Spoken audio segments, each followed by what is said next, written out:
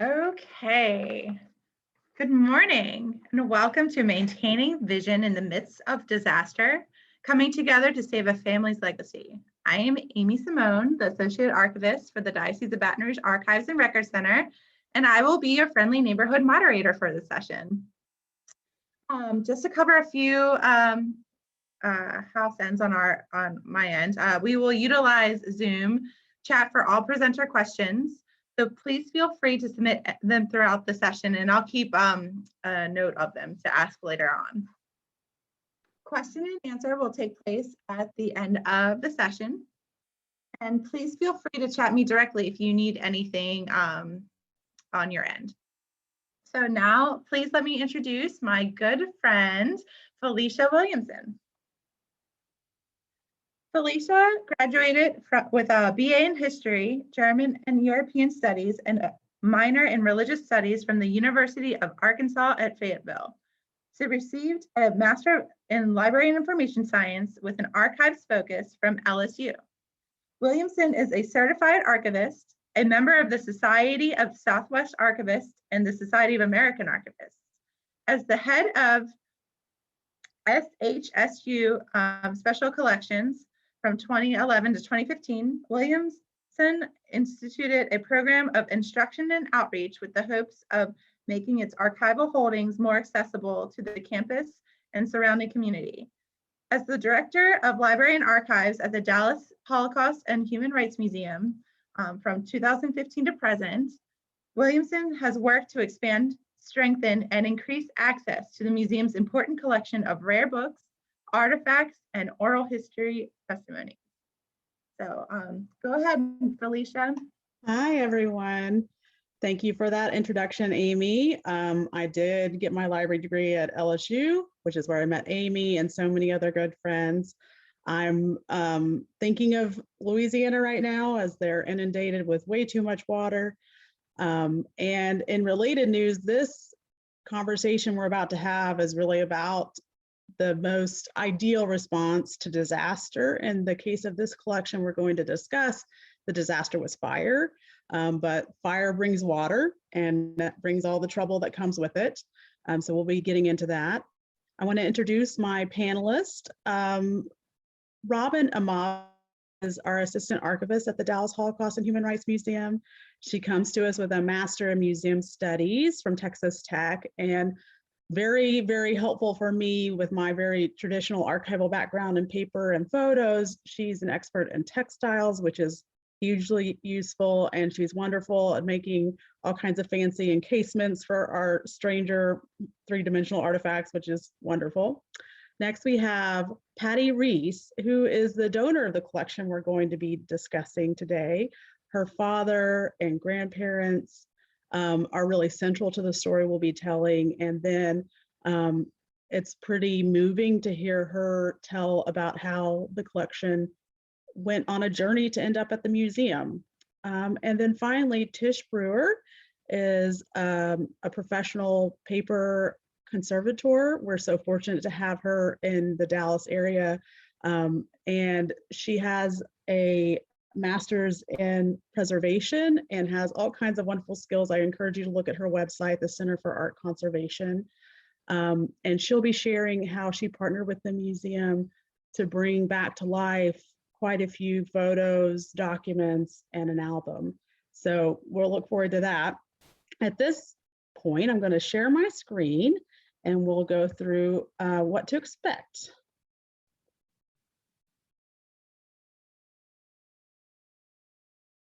Okay. Does that look good for everybody? Okay. So we just went through our introductions. I'm going to start by introducing the Reese family collection, and then Patty's going to tell the story of the fire that destroyed some of her family materials, but miraculously she was able to rescue a great deal of the collection. And then Robynn's going to talk about the work she did to catalog the collection and prioritize items for conservation. And then we'll hand it over to Tish to do some before and afters and talk to us about the intervention she was able to do to bring some of these materials make them usable and preserved for the long haul. And then we'll have a little time for Q&A. So my job, I'm very fortunate to be able to share a little bit about the collection itself and the family members that it depicts, or the story that it tells us. We're a Holocaust and Human Rights Museum. Until 2018, we collected only Holocaust-related materials, but people are amazed to hear that I get calls all the time about new collections. And this call that I took from Patty and her family was about a collection that they really felt needed to be conserved and preserved for the future. And the collection tells the story of the Reese family. Arthur Reese was born in Germany in 1885. As a Jewish man, he underwent the increasing discrimination and violence of the Nazi rise to power. First taken to Sachsenhausen in 1938. That was pretty common around the time of Kristallnacht. Many Jewish men were taken to area concentration camps as a threat to their well-being. Eventually taken to Westerbork in 1940, which was a deportation and transit camp in Amsterdam, and then transferred to Theresienstadt, which was a concentration camp in the Czech Republic. It was really a transit and concentration camp. And then many people in Theresienstadt were eventually deported to Auschwitz and murdered there. And that is what happened to Arthur in 1944. The significant thing about Arthur and his wife, Helen, who's pictured here with him, is that they were upstanders in the camp. They were trusted, they were block leaders or barrack leaders. And the collection, which is just miraculous to have on many levels, tells the story of what they went through inside the camp, which is actually incredibly rare. Helen married Arthur in 1920. She arrived in Westerbork in 1940. She spent 4 years in the camp and was eventually deported to Theresienstadt and was liberated in Theresienstadt in 1945.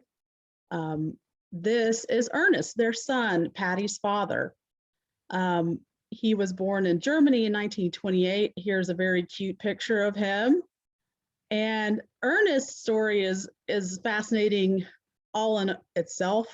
And he ended up immigrating to the United States as a refugee, having to leave his family behind, and eventually argued for and was finally allowed to join the army. And he was a Ritchie boy. Ritchie boys were chiefly Jewish immigrants of German heritage, and they were enlisted to fight Germany from the inside of the United States Army as translators, operators, and counterintelligence. And many Jewish immigrants were eager to join this fight as a way to fight the Nazis, who were, in many cases, directly threatening their family members. I include this picture because I just like it a lot. This is the family store. Pictures of 19th and 20th century interiors and exteriors and family life are not hugely common. So to see this tie back to the family store is so meaningful, and it's amazing that it still exists. The collection has several hundred items, and it was hard to put these items down, but the amazing thing is that the items really tell a detailed story about the family's transition through the camp system. And it starts in many ways with your entrance card into a camp. This entrance card or ID card is for Helen, and when she enters Theresienstadt. She went from Westerbork to Theresienstadt in 1944 and was liberated from that camp. Some camps kept hugely detailed records. That's not always the case. Some people went through the camp system without a lot of records, or were directly deported and killed upon arrival, and there's not a lot of records in that case. And so Patty's family has a lot of records of what happened to their family members, because chiefly, they started out their journey in a Western camp. This is something that is pretty telling. It's a letter. It's a letter to Ernest from Arthur and Helen. They're inside Westerbork. At the beginning of their time in Westerbork, the family was able to write regular letters and postcards with a decent amount of regularity. As the war expands and the pressure on the camp and inside the camp increases, it becomes a lot harder to get communications in and out of the camp. And so eventually, really, Red Cross letters were your only option. And of course, they were being examined, and you only had a very small amount of room to write anything, and you couldn't really tell a huge amount of about what was happening to you. Then finally, this is a translation done by Ernest of Arthur's last letter. Arthur was notified he was being deported and transferred to Theresienstadt, and then he was aware that he was going to be transferred to Auschwitz and that the chances of survival from that point were low. And so he wrote a goodbye letter, which is heartbreaking and also amazing that it exists, that the family still has access to it. Briefly, Westerbork is a fascinating camp. It was a camp created by the Dutch government to house Jewish refugees, mainly from Germany. So these were German citizens that had fled west, evading Nazi aggression, and eventually the Nazis invaded the Netherlands in 1940 and established deportation camps. Some people stayed in Westerbork for years. The Reese family is an example of that. They were there for 4 years. And depending on whether you could get help from the outside of the camp, depending on your station or job inside the camp, you could potentially survive for that many years, but it was extremely difficult, and the threat of deportation was ever present. And it was well known inside the camp that if you got deported, that meant death, and that often the goal or the destination was Auschwitz. And people inside the camp knew what that meant.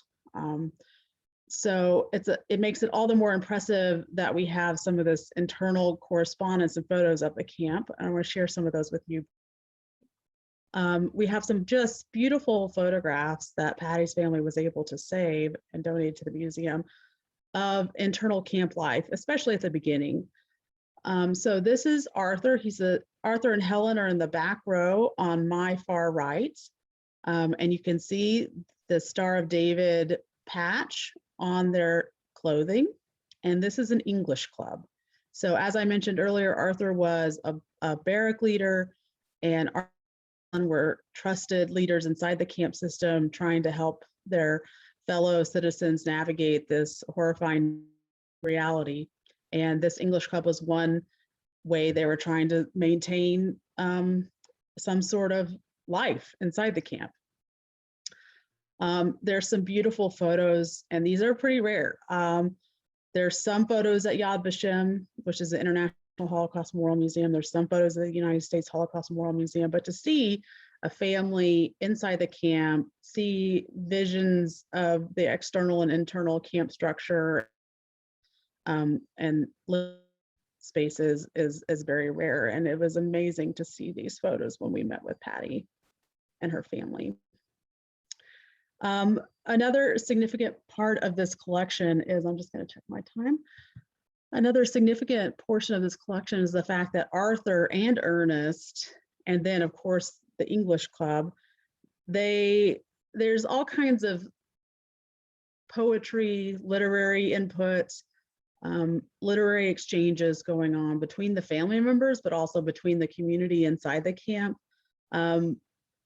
Music, art, literature, all of this was an active and way of maintaining your identity inside the camps, which for many people was both an act of resistance and a method of survival, because the Nazi structure was meant to tear that down. and break you down. And if you could maintain your identity and strength in the face of that onslaught, it made it more possible to survive. And this letter is a letter of thanks from inside Theresienstadt in honor of Arthur Reese. This was written on what would have been his 60th birthday. And at this point, Arthur had already been deported to Theresienstadt and then on to Auschwitz and had been murdered there. This is a photo of Ernest Reese in uniform. It isn't always something that gets brought to the top that tens of thousands of European-born Jews fought the Nazis during World War II. And I just want to say, in the back of the mind of a Ritchie boy or a Jewish GI, the thought of, is my family okay? Will I be able to find them again? Can I contribute to their rescue? Been ever present, and that's certainly true for Ernest. He made his way back to Europe as part of the United States Army invasion forces, and he did everything in his power to find his mother. He had found out that his father had been murdered, but his mother was still alive. He didn't know where she was. He didn't know her status, but he put all of his effort that he was able to divert from the Army efforts into helping find her. Amazingly, they did reunite in the fall of 1945. And eventually, Arthur and family in the United States helped Helen immigrate to the United States. Before I started, the museum really had a strict interpretation of a Holocaust-related collection, and it really started in 1933, which is when the Holocaust begins, and ended in 1945, which is when it ends. To me, it's valuable to go a generation or two before and after, because you want to know the family and what life was under threat, and then you want to see what happened after. If they did survive, how did they survive? If they did resettle, where and how did they? So this photo is particularly meaningful to me because this photo is Helen Reese working in Sears and Roebuck as a seamstress in Florida in 1955. So she's reestablished her life in the United States, joined Ernest here, and she's made a life for herself. And I think that's incredibly meaningful. And just to have in your mind, you know, surviving the camps is very rare, very hard, almost impossible. But then once you're liberated, that's the beginning of the journey to really starting your life over. At this point, I want to hand it over to Patty to tell us more about the collection's journey. And it's really a vivid way of understanding the hoops that this collection had to go through to end up being conserved and preserved in the museum's collection. That starts by the fact that Patty's family retained all of these materials, which is rare in and of itself. And then you have 70, 75 years of interluding really risk to the collection that Patty's family was able to navigate. And then Patty will tell you what happened next. Hi, everybody. You know, I'm going to start by saying it's funny the things you remember. And this started for me on January 30th, 2018 at 5:50 p.m. I was working late in my financial services office and got a call that I hope none of you ever get, which was from a neighbor saying that my house was on fire and it looked pretty bad and she thought I needed to come home. I wasn't really prepared for a call like that. I had trades that I needed to get entered for the next day to be processed. And so I tried to get a hold of my boss and continue to work thinking, surely it's not that bad a fire and the fire department will get it out. But 10 minutes later, I got a call from a second neighbor who was standing in front of my condo saying, Patty, I don't think I can watch this. Flames are going up through the attic and onto the roof. Oh my gosh, it's just awful. It's making me sick. And I just replied in disbelief, this isn't helping. At that point, I knew I needed to leave, but I didn't trust myself to drive home because I was not sure what I was going to face. And the neighbor that called me the second neighbor had offered to come pick me up, but she didn't know where I worked. And understandably, she was upset. So I decided to wait until I heard from my boss, who thankfully called me shortly thereafter. And when I told her what was going on, she offered to drive me home. So I took my boss up on that offer and decided to let her drive me. Robyn, if you want to go ahead and put the slide up. When I got to my condo, it was about 7 o'clock, and this was what I saw. Fire trucks were all around the property. They had closed down the street. And basically where those flames are is where my condo was. And my condo plus the 3 attached to it were all on fire, were being hosed down, and were turning into rubble. And the firemen determined that the building was too unstable and that they needed to bulldoze the building to make sure that the fire was out. If you want to go to the next slide. The good thing, I guess, if there's any good thing about a fire, is that no people were injured or killed. This was my little survivor Tux, who my boyfriend ran into my burning condo and rescued, handed him to the first neighbor that called me. She took him and basically kind of threw him in her place while everybody was watching the fire. My boyfriend tried to go back in to rescue my 2 other cats, but there was already too much smoke in the building to see anything. So he left the door open to try to give them a way out, but it was too late. So basically, we retrieved Tux and tried to get some sleep that night, but didn't have a whole lot of sleep. I don't know if you can imagine what it's like leaving home to go to work one morning and then coming home and finding the remains of your home smoldering and smoking wet and being bulldozed. So the next morning I got up to see what I was going to face. And this is a picture of the sidewalk that used to lead up to the door to my condominium. It was all the bricks that were holding up the outside of the units. Obviously, I felt rather nauseous and couldn't imagine what else I was going to find. But I walked a little farther, and Felicia, if you want to go to the next slide, this was what I saw. My condo was on the front left, near where that circle is. The other 3 units, you can sort of see the backs of 2 of the units still up, but the front of the 4th unit is completely in rubble there as well. But that circle represents something that really caught my eye.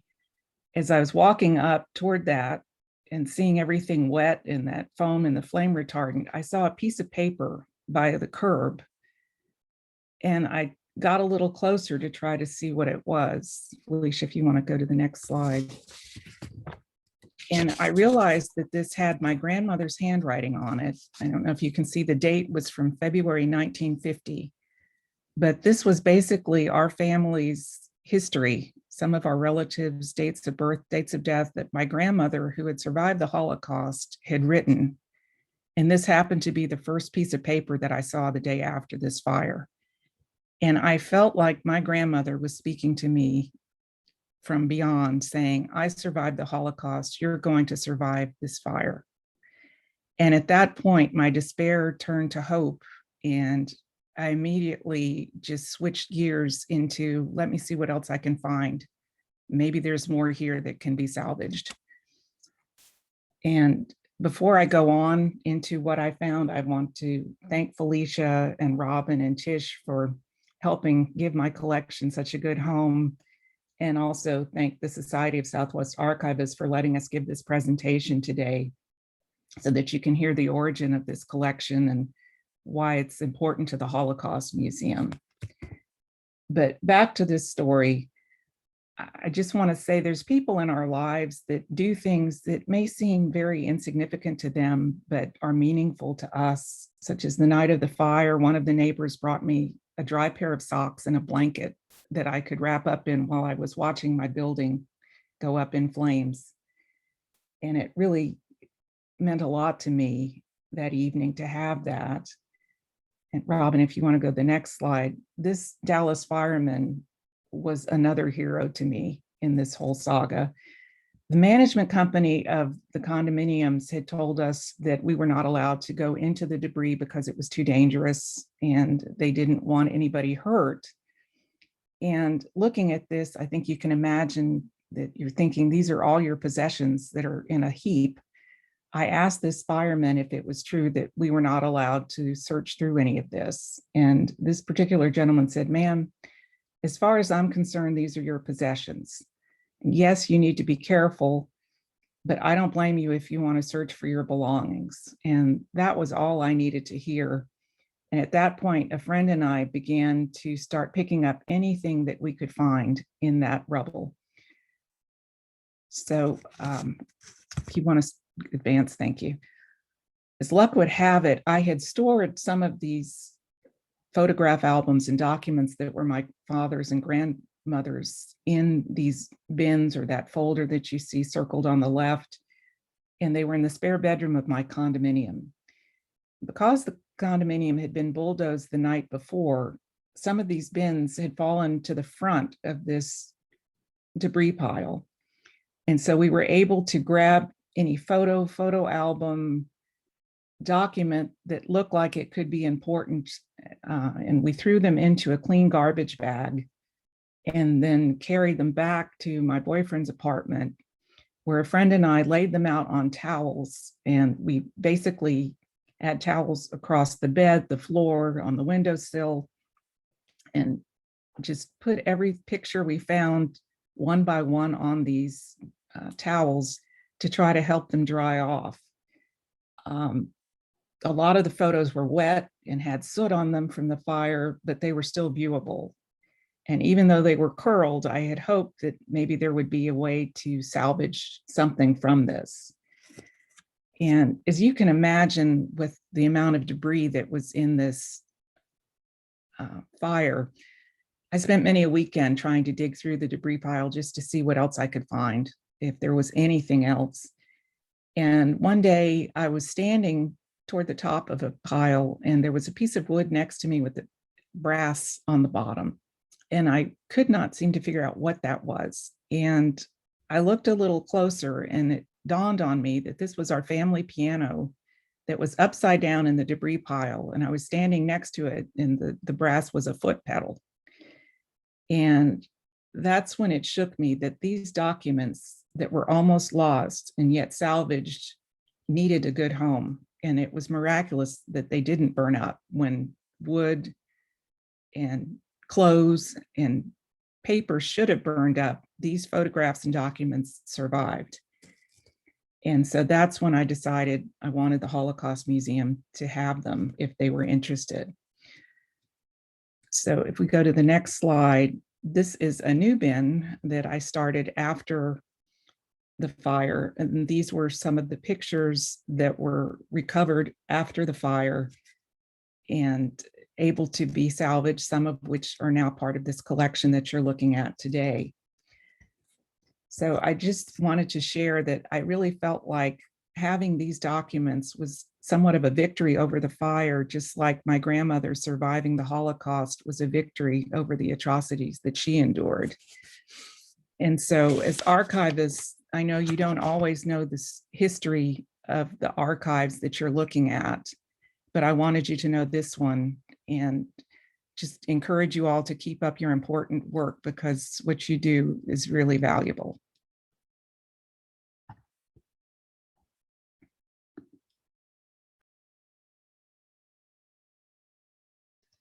Okay. Well, thank you so much. I just wanted to say briefly, working with donors like you and your family make our jobs a pleasure. And just to take a moment to say, you know, these materials started out in Europe during the Holocaust and before the Holocaust and survived that journey all the way to the current day. But then they had this next hurdle, surviving you know, one of the worst things that anyone can imagine, a house fire that threatens and often destroys everything you have. And then we were able to connect with the family and bring it into to the museum, and that's where Robynn comes in. So Robynn, tell us about your work to make sure these materials were accessible for the long run. Yeah, so we can just jump right in to the next slide. So when I received the collection, by this time Felicia had already met with Patty, given her the synopsis of the story, and Felicia had taken notes for me and identified the people in the story and some important documents. And then what I will do is I will organize them into type. I'm also at this point identifying the object and dating them just to make cataloging easier. And then within type, I organize it by date and I number the objects. While organizing, I identified objects that needed treatment from Tish, and knowing that story and what happened to Patty's home, the things I looked for were mud, ash, other mystery accretions, and stains. And then knowing the age of the objects, I looked for things like losses and tears. I was also given about 2 or 3 sandwich bags of curled photos that you will see, some wonderful before and after photos from Tish, but I couldn't even catalog them at all until after they received treatment. So, oh wait, can you go back one second? After I identified the objects that I could catalog, and I isolated them, I just put in a brief condition report here in Past Perfect. Some of you may be familiar with that, but just doing a brief record of it here just helped me keep track of what we had out with Tish. So yeah, next slide.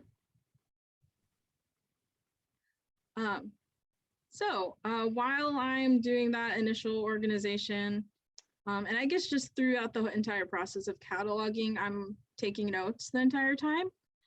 So what I have on a photo of on the right is a Word document that I have with the accession file. I create this with pretty much every collection I work on. So this document contains all the important facts about the people in the collection. So it has dates such as, birth date, their death, death date, where they lived afterwards, who they married, some other relatives as well. And then some important dates kind of specific to us and our museum, and the subject is the travel dates. So, for Helen, we have arrived in Westerbork, deported to Theresienstadt. So those are very important to us. And so this document kind of serves as like a reference sheet and has a timeline of every person in the collection. And so it's populated during the organization, cataloging, and whatever notes Felicia gives me from the donor meeting. And then from oral histories, we are very lucky to have a oral history that Patty donated from her father and other relatives. So whenever there would be questions I would have, or they're just, I guess, holes in like a timeline, I would go listen to the oral history. I believe another family member, I think it was Elsie Meyerhoff, a relative, she has an oral history at an institution I was also able to listen to or read online to kind of help fill those holes. But I am always referring to this document through cataloging. At the very end of that document, I'll have more questions for Patty to answer that she was able to answer. Not every collection I get to work on, the donor is able to answer those questions. So we're really thankful for her. But after I finished cataloging the collection, I will digitize it. In this case, I kind of had to digitize it in parts because half of the collection had to be conserved. So after after that, I went ahead and cataloged those at the very end after treatment. But what I do love about this document is that it's not just useful for me while cataloging, but it becomes useful for whatever programs and exhibitions we do. I know Felicia, typically she'll ask me questions about a certain collection that she won't know, but like I'll pull up my notes really quickly and I'll be able to tell her those facts. But this is super useful. It's kind of like one of my favorite parts of cataloging. That is pretty much my process, and Tish can show you some awesome before and after photos.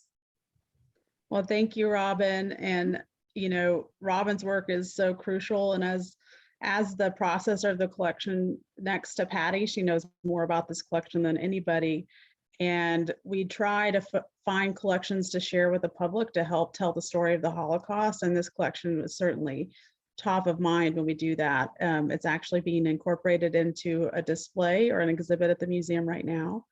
And all of that was really possible because of Patty, and then Robyn, and then Tish. I want to take a moment to say we here in Dallas know that we're really fortunate to have Tish in town and available to work on these projects. Not every geographical area has that level of access to a professional conservator, so we know we're really lucky, and plus Tish is just really great, so that helps. So Tish, take it away.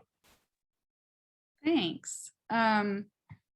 I am going to be showing you all just the before and afters of the treatments that I did to this collection, a lot of which, you know, I think the pictures will speak for themselves, but I will say that Patty made my job a whole lot easier through her, you know, the way that she did the initial intervention. And that was important for a couple of reasons. It meant that I wasn't dealing with any mold, and that for the most part, none of the photos were really stuck together in big bricks. So Felicia, if you want to go to the next slide, the first thing I would like to show is this photo album.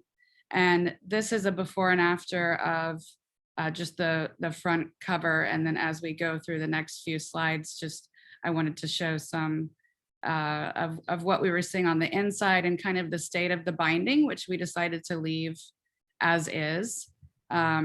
Most of these photos were still intact in the album, but of course there was a lot of soot and mud, and fortunately the outer covers of the album actually took most of that damage. So what I was doing here was essentially just a lot of surface cleaning and kind of trimming those loose threads and minimal intervention just to stabilize the piece.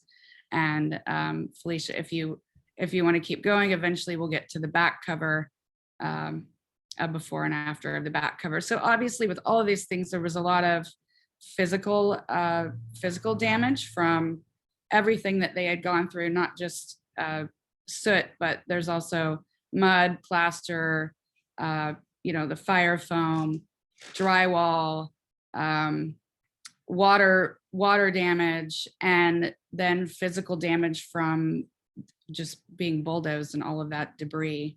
So the next photo, I think, is yeah, this is not all of the photographs. This is a selection of them, and this is how they came to me, all individually dried, thanks to Patty, obviously curled and covered in soot and various other accretions to, you know, from slightly to severely. So there are a couple that I've circled here that were kind of the worst, and you can see that the accretions and accumulation of all of that debris really obscured the images, and one of them is torn in half. These didn't have a whole lot of physical damage, just a few tears and mostly the curling. And Felicia, if you'll go to the next slide, please. These are the two that I had circled in the previous slide, just so you can see the before and after. And of course now they're flat. what I did was surface clean, and where there were heavy accumulation of things, I was able to get that off with a little bit of aqueous treatment, but none of these were washed. They were surface cleaned and humidified and flattened, which makes a huge difference, of course, for access and digitization at this point. There was not, thankfully, a whole lot of loss to any of the emulsion surfaces. The worst of that was probably in that bottom row on the left there that you can see. There's some loss to the emulsion, but very, very interesting, wonderful pictures for me to look at. And I, of course, coming into this at the end, have a whole lot less context for what I'm looking at than the rest of you do. But now I would like to go through the documents that we decided to work on. And these had a lot more physical damage than the photographs.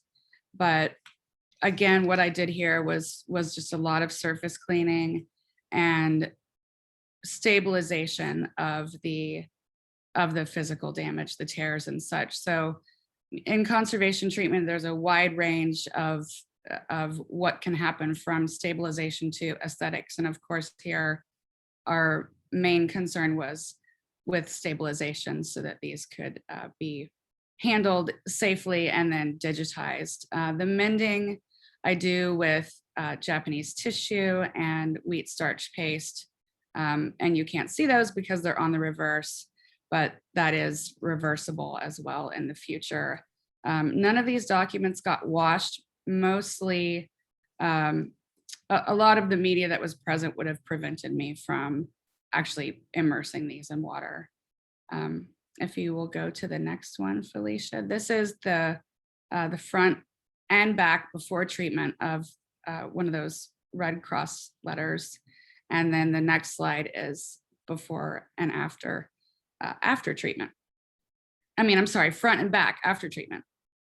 And, you know, not a lot of aesthetics happening here, but to me, it's still for what was a pretty straightforward treatment, it's still kind of visually dramatic. So the next document, same thing. This obviously had a detached piece and a lot more accretions and staining on the surface that were not removable. But I put that piece back into place by actually aligning the paper fibers and after surface cleaning. And then again, this got mends on the reverse. So obviously now it's one piece and can be safely handled. And the next document is similar, but this had a lot of, you know, soot and plaster and things that really I felt like obscured the surface. And all the majority of what I did to this was surface cleaning. And then anywhere that there's a fold line that's as prominent as this one, I will typically also stabilize that from the reverse, just kind of as a preventative measure. And then the next slide is that folder that we've seen in several pictures, I think, throughout this talk. And you can see the level of water damage and mold. A lot of these materials, like a lot of archival materials and things from this time in general, are not of the best quality in the first place, of course. So they have, you know, inherent issues that mean that they don't always really play nice when I need to intervene for treatment. And sometimes I'm limited in what I can do. This just being a, you know, machine-made paper folder is a good example of how I was limited. But this is the front cover. This was kind of a trifold.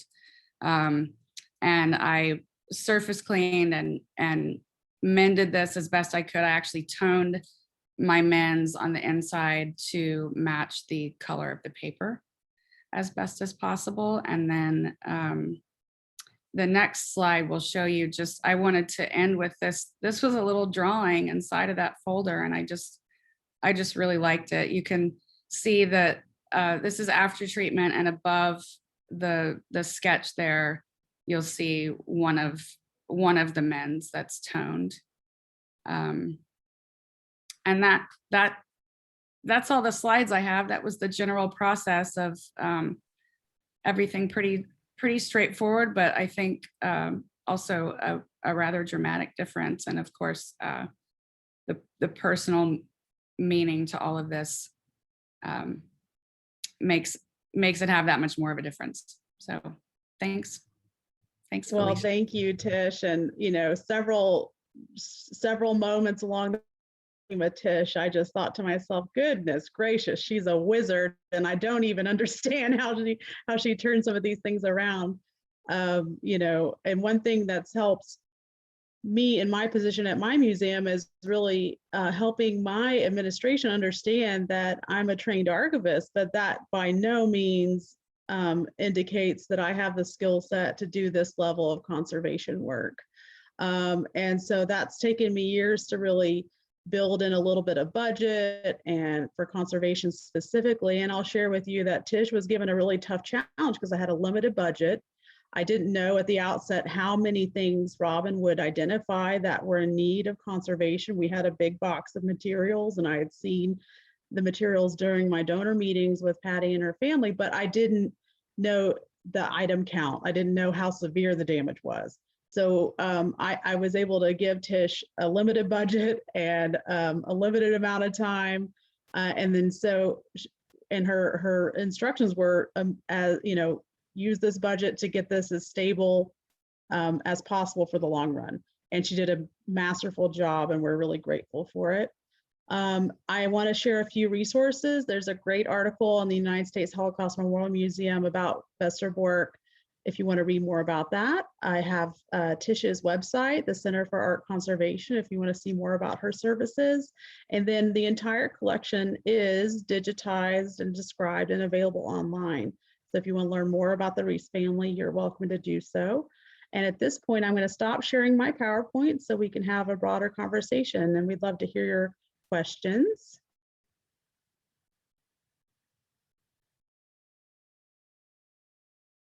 Let me see if there's any questions I can see, or Amy, did you have any questions you identified?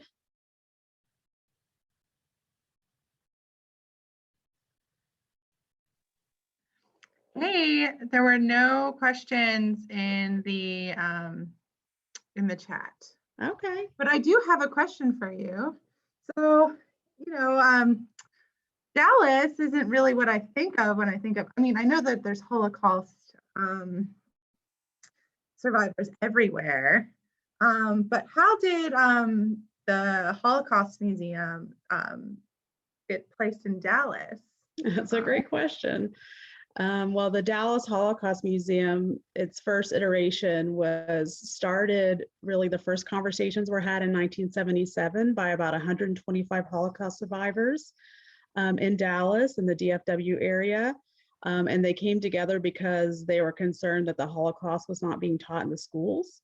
And they were concerned that there was no place to memorialize their family members. So keep in mind, 1977, most Holocaust sites were in the former Soviet Union, so behind the Iron Curtain, and most Holocaust sites were not being managed. And now Holocaust sites are they're considered to be, you know, public sites of mourning and really treated like cemeteries or Jewish burial sites. So, but that wasn't always the case. And so these survivors came together to establish a place where they could go to mourn their deceased family members, and then also encourage Holocaust education in the schools and bring school children in.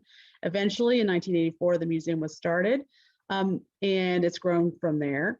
I can share there's actually 26 Holocaust museums and memorial centers and education centers in the United States. So we are one of those. At this point in the game, since we've opened our brand new facility, we're one of the biggest ones outside of Washington. And it's a wonderful resource to have in town. But there are, more than 24 other ones, and they're scattered across the United States. Most of them started by Holocaust survivors who wanted a way to make sure that this history wasn't forgotten.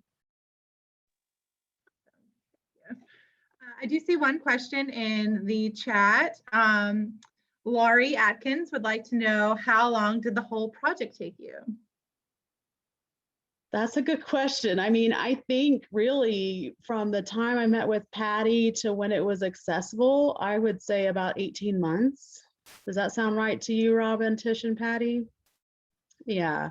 And, I'm fortunate in that my boss understands that this is a long process. And I'm also fortunate that we were able to prioritize it and identify funds for conservation. And then I do want to give a shout out to Robyn. When she mentions my notes are just chaotic because when I'm meeting with a family, I'm just taking the fastest notes I can. And so she does a lot of making sense out of chaos when that happens. And like Robyn said, we were fortunate to have Patty available.